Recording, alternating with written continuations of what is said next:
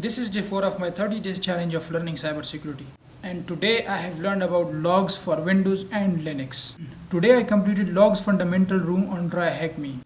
This room was focused on Windows logs and web server logs. For Linux logs, I preferred to use ChatGPT because I didn't find any specific room on Tryackme for Linux logs. Now, first let's talk about logs. What are logs actually? Logs are actually digital footprints left behind by any activity. Now that activity could be normal one or a malicious one. Now why do we need logs as a security analyst? If any incident happens and you want to investigate it, logs are one of the primary source of investigating that incident. Now let's talk about use cases of logs.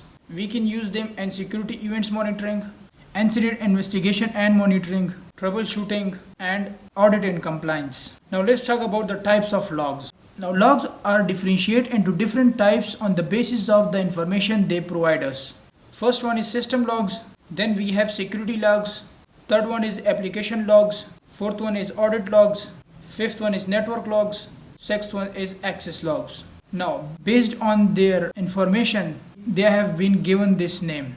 I'll tell you about the access logs. These logs provide information on accessing resources on your computer, and these resources can be of different types. Now you may have heard about log analysis term. Basically it is a technique to extract valuable information from the logs. Now we will talk about Windows event log analysis. First question is, where do we find Windows logs?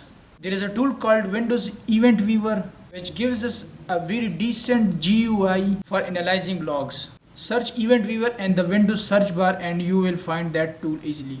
You can see the GUI of Event Viewer on your screens. Now another important piece of information is that logs have IDs. This way we can search it directly. You can look the IDs of different logs on your screens. Now let's talk about web server logs. Now these web server logs are related to web applications. We can do manual log analysis of these logs by running cat command. There is also another grep command used for log analysis. You can check the functions of cat and grep on the web.